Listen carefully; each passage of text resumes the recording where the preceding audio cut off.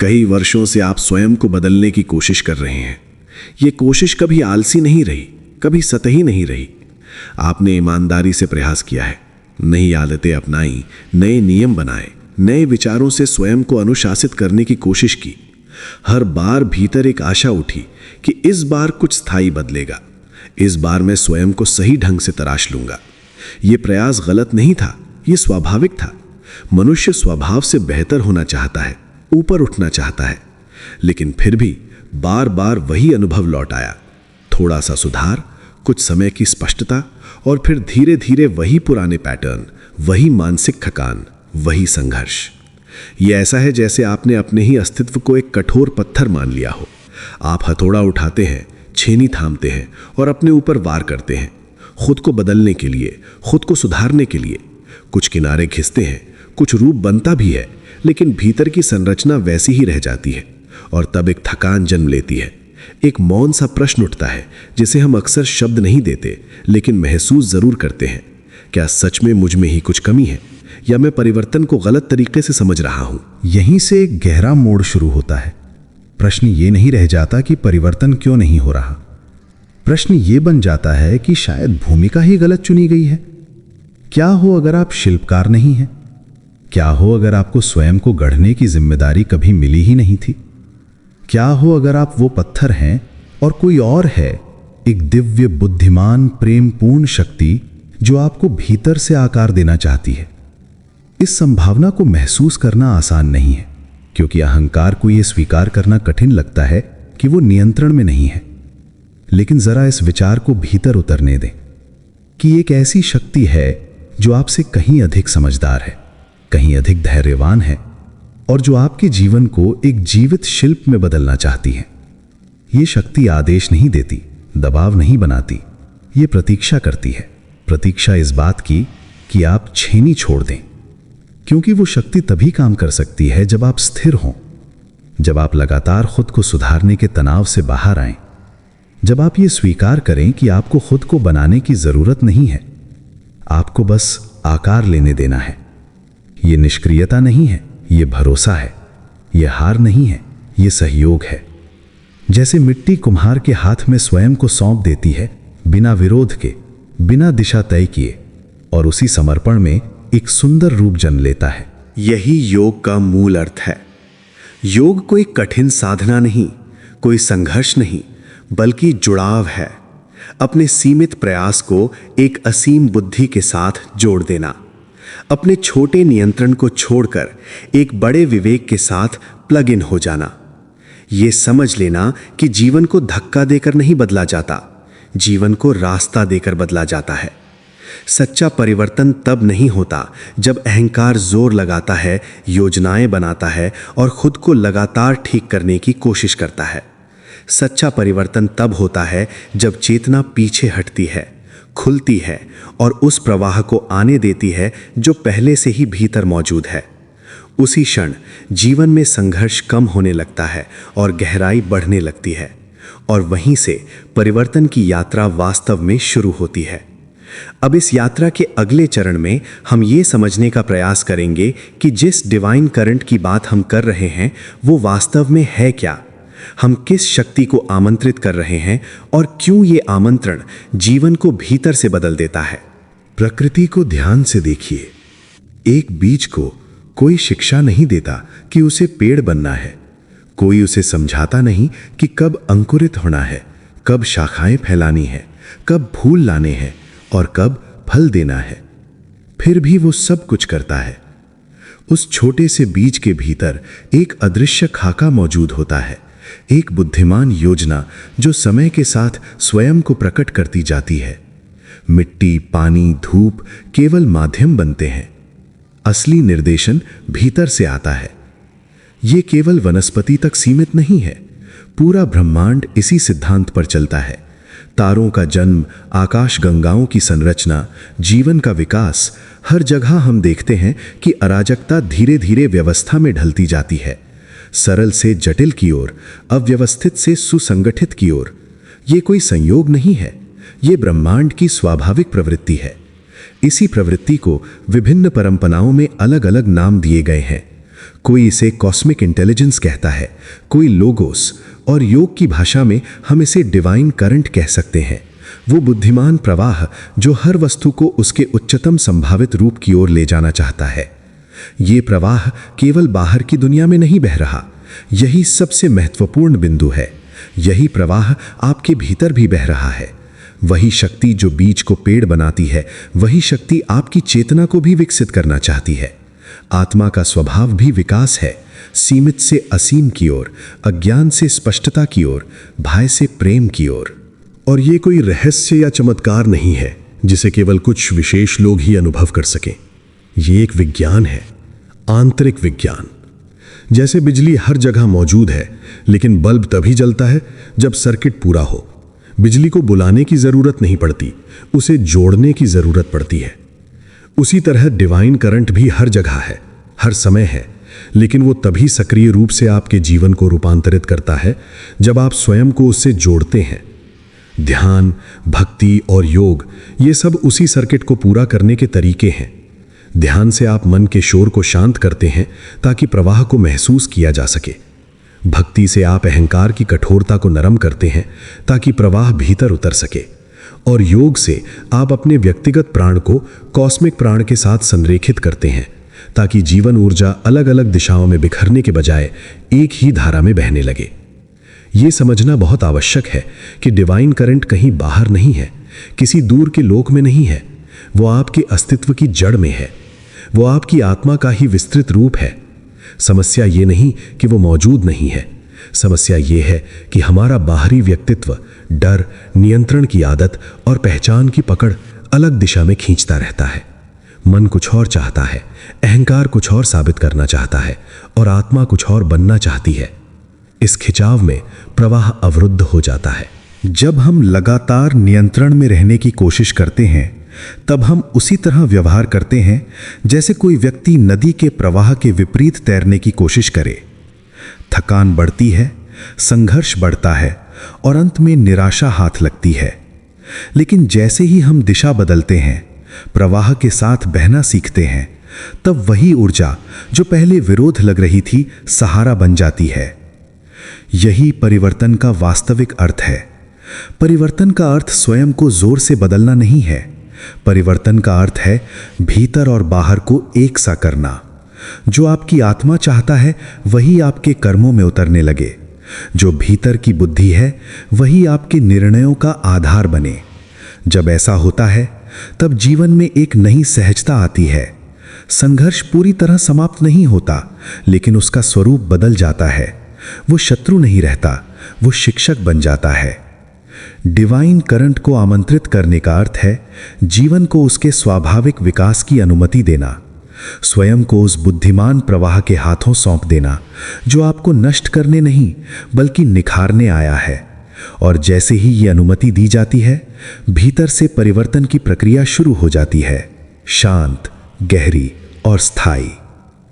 अब हम उस हिस्से में आते हैं जहां ईमानदारी की सबसे ज्यादा जरूरत होती है, क्योंकि डिवाइन करंट का ना आ पाना किसी बाहरी कारण से नहीं होता, वो भीतर मौजूद कुछ अवरोधों के कारण होता है। ये अवरोध कोई पाप नहीं है, कोई दोष नहीं है, ये बस वर्षों से बनी हुई आदतें हैं, मन की, अहंकार की और नियंत्रण की। जब तक इन्हें देखा नहीं जाता, तब तक प्रवाह स्वतः नहीं आ पाता। पहला और सबसे बड़ा अवरोध है अहंकार का शोर। वो निरंतर चलती हुई आवाज, मैं ही करने वाला हूं, मेरी योजना, मेरा संघर्ष, मेरा नियंत्रण, मेरा डर, मेरा भविष्य। ये आवाज इतनी परिचित हो जाती है कि हमें लगता ही नहीं कि यही शोर है, लेकिन यही शोर आत्मा की उस सूक्ष्म फुसफुसाहट को ढक देता है जहां से असली मार्गदर्शन आता है। अहंकार का स्वभाव है स्वयं को केंद्र मानना। वो हर चीज को अपने चारों ओर घुमाना चाहता है। इसी कारण वो एक बंद प्रणाली बन जाता है। और प्रकृति का नियम है, जो बंद है वो धीरे धीरे सड़ता है, उसमें नई ऊर्जा प्रवेश नहीं कर पाती। विकास के लिए खुलना आवश्यक है। इसलिए पहला उपचार कोई नई साधना नहीं है, बल्कि ये स्वीकार करना है कि सब कुछ मेरे हाथ में नहीं है। जैसे ही ये स्वीकार भीतर उतरता है, अहंकार थोड़ा ढीला पड़ता है और उसी ढील में प्रवाह का रास्ता बनता है। दूसरा अवरोध है बिखरा हुआ ध्यान, अशांत और इधर उधर भागता हुआ मन। डिवाइन करंट कभी आदेश नहीं देता, वो चेतावनी नहीं चिल्लाता, वो संकेत देता है, बहुत सूक्ष्म, बहुत शांत। और ये संकेत केवल शांति में सुने जा सकते हैं। लेकिन जब ध्यान हजार दिशाओं में बटा हो, स्क्रीन, चिंताएं, तुलना, भविष्य की कल्पनाएं, तो भीतर एक मानसिक तूफान बना रहता है। ऐसे में आत्मा की आवाज दब जाती है। इसलिए ध्यान को इकट्ठा करना कोई विलासिता नहीं है, ये आज के समय की सबसे बड़ी आवश्यकता है। मन को एक जगह लाना, कुछ क्षण के लिए ही सही, वो द्वार खोल देता है जहां से डिवाइन करंट भीतर प्रवेश करता है। तीसरा अवरोध है संदेह। लेकिन यह संदेह अक्सर ईश्वर या ब्रह्मांड के अस्तित्व को लेकर नहीं होता। ज्यादातर लोगों को यह भरोसा होता है कि कोई उच्च बुद्धि है। समस्या वहां आती है जहां हमें यह मानने में कठिनाई होती है कि वो बुद्धि हमसे बेहतर जान सकती है। हम मार्गदर्शन मांगते हैं, लेकिन भीतर ही भीतर ये शर्त रखते हैं कि उत्तर वही हो जो हमारी अपेक्षा से मेल खाए। और जब उत्तर अलग आता है, किसी रुकावट, किसी असुविधा या किसी आंतरिक संकेत के रूप में, तो हम उससे बहस करने लगते हैं। समर्पण का अर्थ आंख बंद करके मान लेना नहीं है। समर्पण का अर्थ है शांति में मिली अंतर्दृष्टि पर चलने का साहस रखना, भले ही वो हमारे डर को चुनौती दे। चौथा और बहुत सूक्ष्म अवरोध है निष्क्रिय ग्रहण, जिसे हम सुना पर किया नहीं की अवस्था कह सकते हैं। कभी ध्यान में एक संकेत आता है, किसी को क्षमा करने का, किसी पुराने बोझ को छोड़ने का, या कोई छोटा सा कदम उठाने का। उस क्षण वो संकेत बहुत स्पष्ट होता है, बहुत शांत होता है, लेकिन फिर हम उसे एक अच्छा आध्यात्मिक अनुभव मानकर फाइल बंद कर देते हैं। हम सोचते हैं कि बस महसूस कर लेना ही पर्याप्त है। लेकिन डिवाइन करंट सहयोग चाहता है, वो एक जीवित संबंध है। यदि हम बार बार संकेतों को सुनकर उन पर कार्य नहीं करते, तो वो धीरे धीरे पीछे हटने लगता है। इसलिए नहीं कि वो नाराज हो गया, बल्कि इसलिए कि हमने ये संकेत दे दिया कि हम एक गंभीर माध्यम नहीं है। इन चारों अवरोधों को हटाने का उपाय कोई कठोर अभ्यास नहीं है। ये एक सतत जागरूकता है। देखना कि कहाँ अहंकार बोल रहा है, कहाँ ध्यान बिखर गया है, कहाँ संदेह ने मार्ग रोक दिया है, और कहाँ हमने संकेत को सम्मान नहीं दिया। जैसे जैसे ये देखने की क्षमता बढ़ती है, वैसे वैसे अवरोध अपने आप ढीले पड़ने लगते हैं। और जब ये अवरोध ढीले पड़ते हैं, तब डिवाइन करंट को आने के लिए कोई जोर नहीं लगाना पड़ता। वो स्वाभाविक रूप से बहने लगता है, शांत, बुद्धिमान और रूपांतरित करने वाला। अब हम उस सबसे सूक्ष्म और सबसे सुंदर कला की ओर आते हैं, जिसे मैं द आर्ट ऑफ अलाउइंग कहता हूं। ये कोई तकनीक नहीं है जिसे आप जोर लगाकर कर लें। ये कोई नया लक्ष्य नहीं है जिसे हासिल करना हो। ये एक अवस्था है, एक आंतरिक मुद्रा, जिसमें आप स्वयं को डिवाइन करंट के लिए एक कॉन्डुइट, एक माध्यम बनने देते हैं। ये करना नहीं है, ये होने देना है। सबसे पहला और सबसे आधारभूत चरण है ध्यान, भीतर स्थान बनाना। ध्यान को अक्सर गलत समझा जाता है। हम सोचते हैं कि ध्यान का अर्थ है कुछ पाना, शांति, आनंद, अनुभव, दर्शन। लेकिन योग की दृष्टि में ध्यान का वास्तविक उद्देश्य कुछ जोड़ना नहीं, बल्कि कुछ हटाना है। ध्यान खाली होने की प्रक्रिया है। जैसे किसी पात्र में पहले से भरा पानी हो, तो उसमें कुछ नया नहीं डाला जा सकता। जब तक वो खाली ना हो, तब तक भराव संभव नहीं है। उसी तरह जब तक मन विचारों, इच्छाओं, योजनाओं और भय से भरा रहता है, तब तक डिवाइन करंट के लिए कोई जगह नहीं बनती। ध्यान में आप कुछ पकड़ते नहीं हैं, आप धीरे धीरे छोड़ते हैं। विचार आएंगे, जाएंगे, लेकिन आप उनसे चिपकते नहीं। जैसे जैसे भीतर मौन गहराता है, वैसे वैसे एक खालीपन नहीं, बल्कि एक खुलापन पैदा होता है। यही खुलापन सच्चा आमंत्रण है। डिवाइन करंट को बुलाने की जरूरत नहीं पड़ती। जब भीतर जगह बनती है, वो अपने आप भरने लगता है। ये मौन निष्क्रिय नहीं है, ये सजग मौन है, जिसमें जीवन की सबसे गहरी बुद्धि प्रवेश करती है। दूसरा चरण है प्रार्थना का रूपांतरण, दे से ढाल तक। अधिकांश प्रार्थनाएं मांग की भाषा में होती हैं।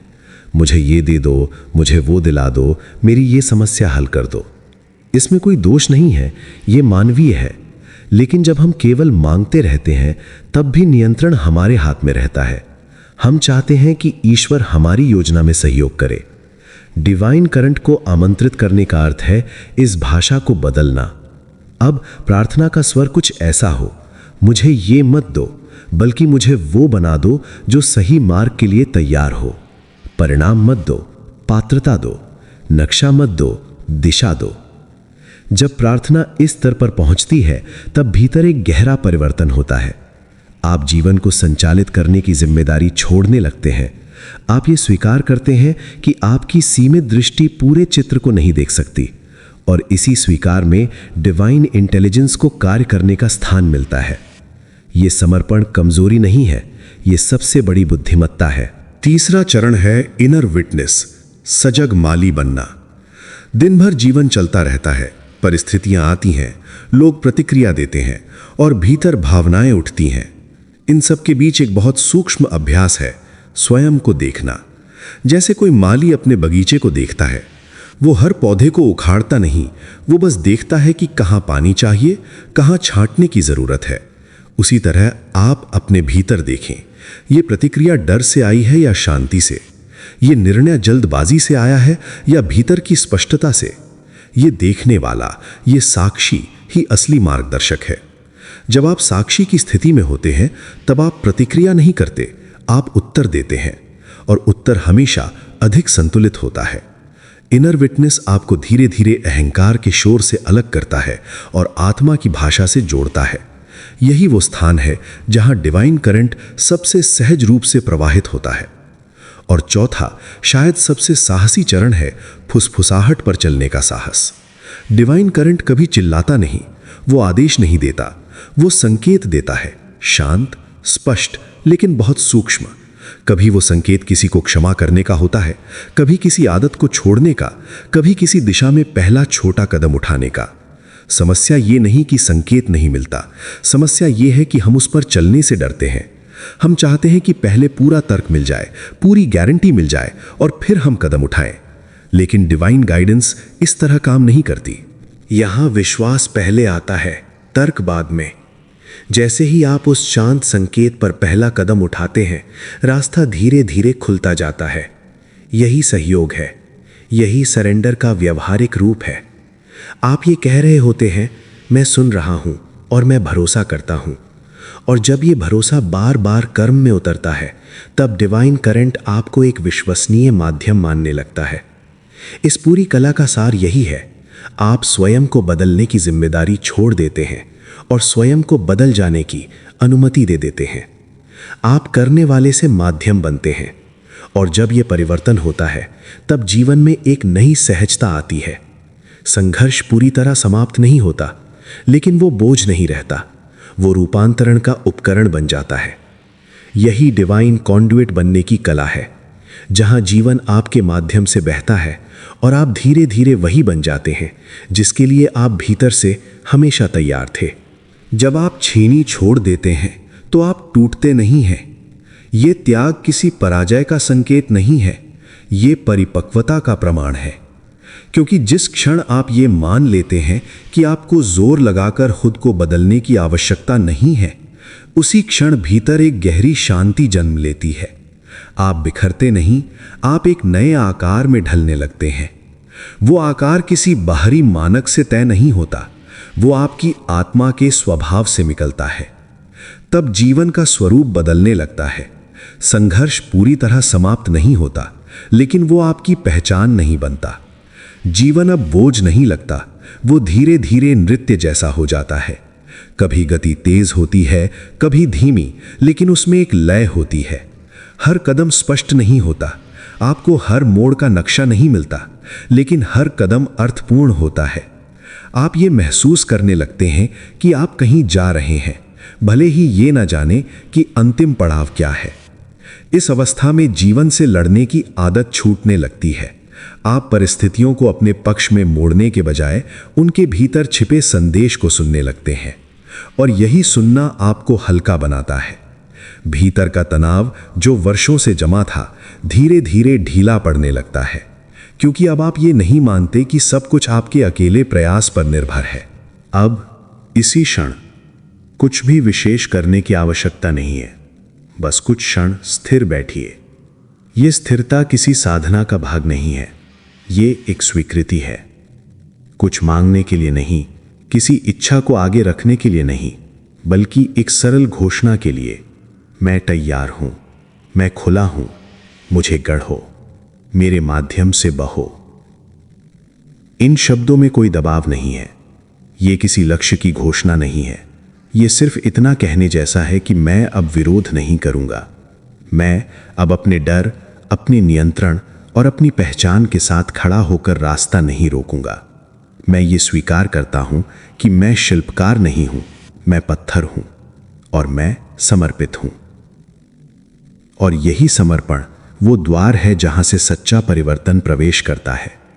ये परिवर्तन शोर नहीं करता, ये घोषणा नहीं करता, ये चुपचाप भीतर उतरता है और धीरे धीरे आपको उस रूप में ढालता है जो आप बनने के लिए हमेशा तैयार थे, लेकिन जिसे आप जोर लगाकर नहीं बल्कि अनुमति देकर ही पा सकते थे। यही वो जीवन है जो आपके माध्यम से जिया जाने लगता है, शांत, अर्थपूर्ण और गहराई से रूपांतरित।